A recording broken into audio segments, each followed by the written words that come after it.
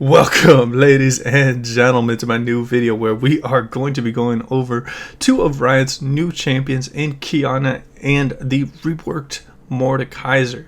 Now, if you're new to my channel, my name is Lofit. I do educational content, I do guide videos, tip videos, and I also stream over on Twitch. I'm going to put a link in the comments down below if you'd like to ask me any live questions. I try to just really help people out as much as possible, and I kind of specialize in helping out lower elo players that are ranked from Iron to Platinum. If you're curious about my experience, I am a Diamond 3 player, mostly mid, top, and support. So it's not the highest level of analysis that I'm going to be giving here because I'm not a challenger player, but I feel like I have a really good understanding of the lower elos because I've spent a lot of time being hard stuck in every single one of the elos that I have gone through.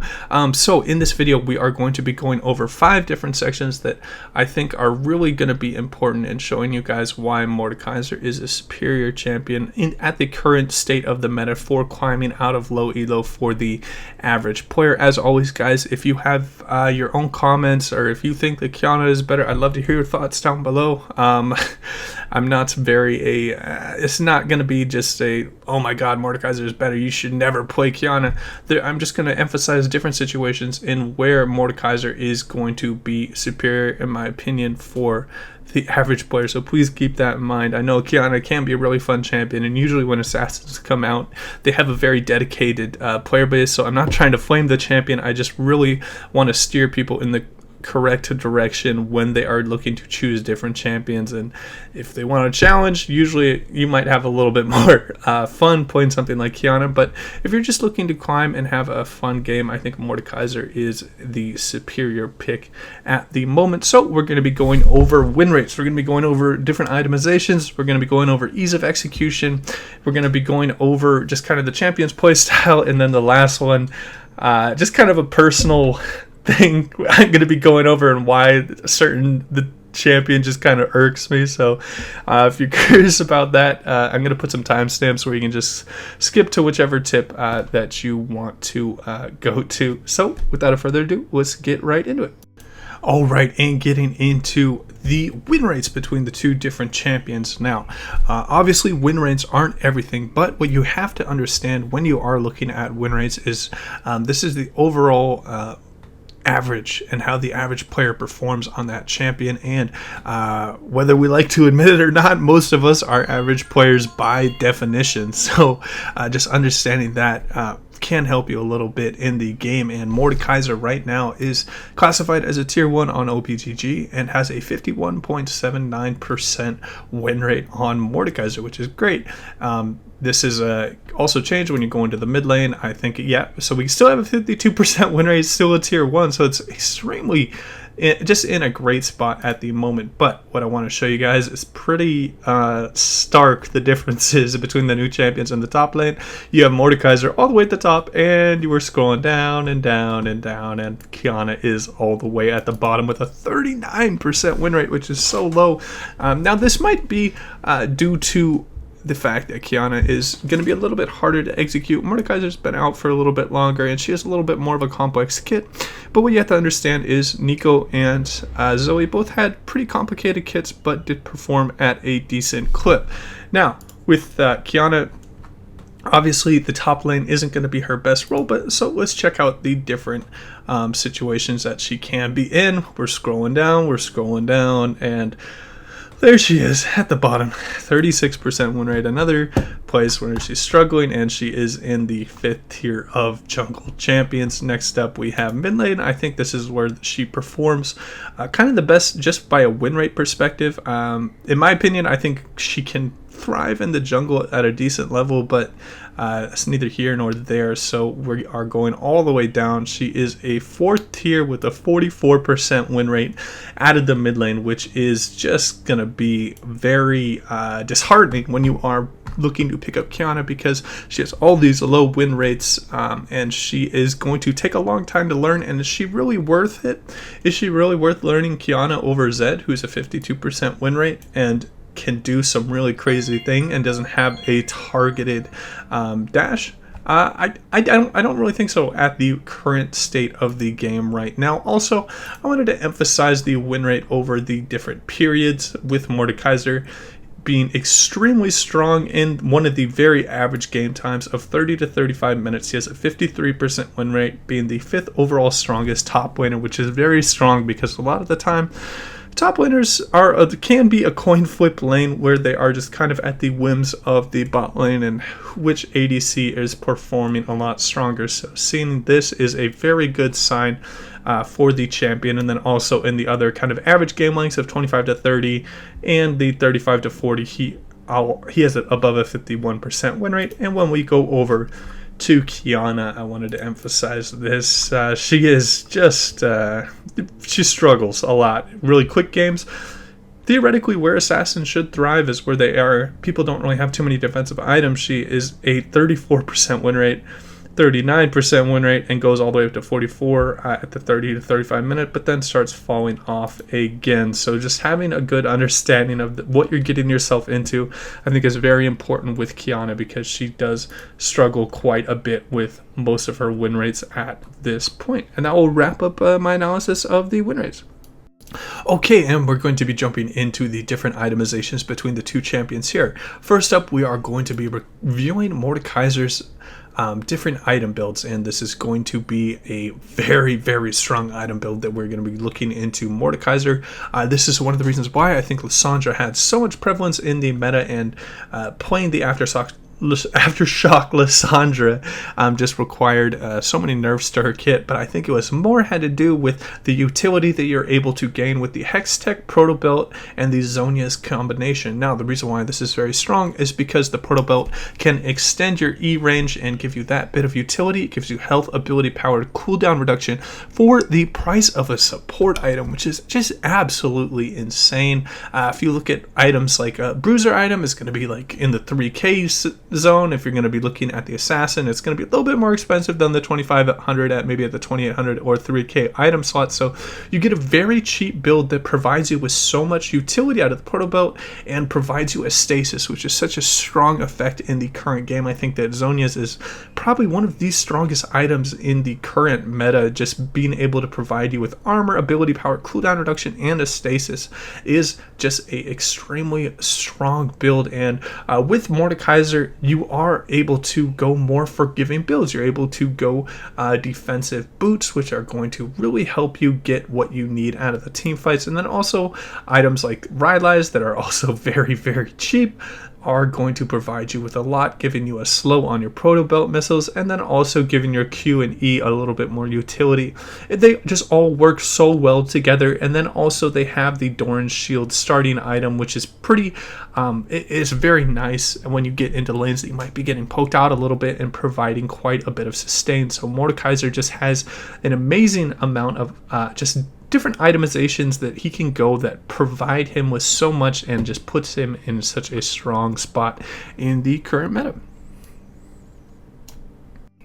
Alright, and jumping into Qiyana's itemization, she is traditionally doing a assassin build currently with the Youmuu's, Duskblade, and the Black Cleaver, and maybe Guardian Angel or the Edge of Night. And what you have to understand with this itemization is that you're very, very mid-game focused with lethality, because every single level people get more armor, people get more defensives later in the game. So assassins traditionally do not scale as well as their major ADC or Bruiser counterparts. So this is going to add a lot of difficulty to the champion in that you have to execute at certain times, which a lot of people might struggle with in the lower elos. Also, being very AD heavy and being a bit more expensive than Mordekaiser's build, what is going to happen is you're going to get bursted out a lot quicker than Mordekaiser, and you're probably going to be doing, if I'm being honest, around the same damage. You're both going to be able to solo out a ADC in most situations in the early and mid game. But Mordekaiser is going to be able to live quite a bit more after. Qiyana might be able to kill the ADC 2 times over, and the Mordekaiser might just be able to kill the ADC 1 time over, but all you have to do is kill a champion once. You do not need kind of the superfluous damage that a lot of assassins might have. This isn't a knock against assassins. Obviously, there are assassins that can scale really well, like Zed, but with Qiyana, I just think that this really is just adding to a lot of struggle that she is currently having. And then also, as you can see, the win rates really reflect that she does not scale too well in the late game, and was really focused on getting that mid game and just closing out the game in that period right there. And that's kind of why I think that one of the reasons why she is struggling quite a bit. And that will wrap up Qiyana's itemization. Okay, and let's jump into ease of execution with the different kits between Qiyana and Mordekaiser. And the reason why I think that Mordekaiser is a lot superior, or it's just a stronger all-around pick for a new player to just kind of pick up, is because it is extremely easy to understand what you should be doing in team fights. And what this does is it allows you to focus on your macro game, and you do not have to focus too much on your micro. That's why when you usually ask someone that's a high elo player and you're saying, hey, I'm a bronze 2 player and I can't seem to climb to silver, they're usually going to recommend champions like Annie, Karthus, or Garen that have very, very simple kits. And I think Mordekaiser has a relatively simple kit in his passive being you just do 3 attacks or spells and you get a strong movement speed and a AoE damage, which is extremely nice. His Q is very simple, and where you're just smashing the ground in front of you, and you get a little bit extra damage in isolation. Next up, Indestructible. What it's going to do is provide you a shield and a heal if you want to double proc it. And what this is going to do is, if you get into a sticky situation or a rough spot, you can pop this and you can live a little bit longer, where Qiyana might have gotten punished in that position. Next up, E is a very big skill shot, and it is just really simple. It gives you a little bit of spell pen, and it pulls people close to you, which is exactly what bruisers want. And then an ultimate, a very simple ultimate. It's not a skill shot. All you have to do is make sure the other person doesn't have a QSS and that they are not about to go stealth, because that will get rid of your ultimate. So it is all just a very simple kit that all works so well together and is just very extremely easy to understand. So let's get into Qiyana right here with her abilities. So her passive is just making sure that you're doing a little bit more damage on your basic attacks, and just understanding the different intricacies with her passive and resetting it. So there's that, and then throwing out what kind of Q you want to do. There's bonus effects based on elements, so that adds a little bit of extra extra things that you're going to have to be understanding what different Q you should be using in different situations. I go over that in my 5 tips for Qiyana video, but it does add a bit of it's a little bit harder to execute, and the same with the W. And then the E dash, relatively simple, but the ultimate is a really big high impact skill shot that you can miss quite easily. And boy, have I seen a lot of Qiyanas miss their ultimates and not understanding that it can be used similar to something like a Poppy, where you're smashing people into walls and then stunning them. Again, if you want any tips on Qiyana's kit, overall it is just a extremely difficult kit. I have no idea why they just gave it a 2 difficulty. Maybe just because it doesn't have a free-flowing dash. It's more of a targeted dash. But take this as you will. If you want a challenge, Qiyana can be quite a fun champion that is going to pay dividends, because people don't understand her kit to an extreme level at this current moment. So you can catch a lot of people off guard with different item thresholds and different back timings. So that is kind of one of my bigger reasonings why Mordekaiser is just a lot easier to understand, very straightforward and easy to learn. Probably pick him up after 5 games and be able to play him in ranked, equivalent to that of the average player. Whereas something like Qiyana, you might have to go into like 15 or 20 games before you're playing her at a level where you're not winning only sub 40% of your games. And that will wrap up my analysis of their ease of use. Alright, and getting into the next reason why I think Mordekaiser is a great champion for solo queue compared to Qiyana is how forgiving the champion is. When Mordekaiser gets behind what he's able to provide to his team is still going to be rather large. He's going to be able to provide a decent front line to the team with the Zhonya's, and with his base tanky stats, he's going to be able to provide a E that is going to give quite a bit of utility. And then also this ultimate can really just be the big turning point in any team fight. Even when you're behind, you can just run around and even kite the enemy champion out if he's super fed. Say they have a 10-0 Darius, but the rest of their team is absolute garbage. If you just take that Darius out of the team fight, your team will probably win most of the fights. So the amount of utility you're able to do and how forgiving the kit is in what you're able to do is just going to be extremely strong. An example of this would be something like an Alawi. You can be 0-5 on Alawi, but if someone misplays against you and goes in on you when you have your ultimate and your E up, they are still going to get absolutely destroyed. Whereas you're playing something like Jace, that's a little bit harder to execute and a very unforgiving champion, similar to Qiyana. What's going to happen is when you get behind, you're going to not do that much damage. You're not going to be able to provide too much to your team. Now, Qiyana does have her pretty strong ultimate that is going to provide some utility in the around objectives, but again, having an assassin that lacks damage is really, you just kind of have to ask yourself, why did you even play this if you do not know how to snowball with it consistently?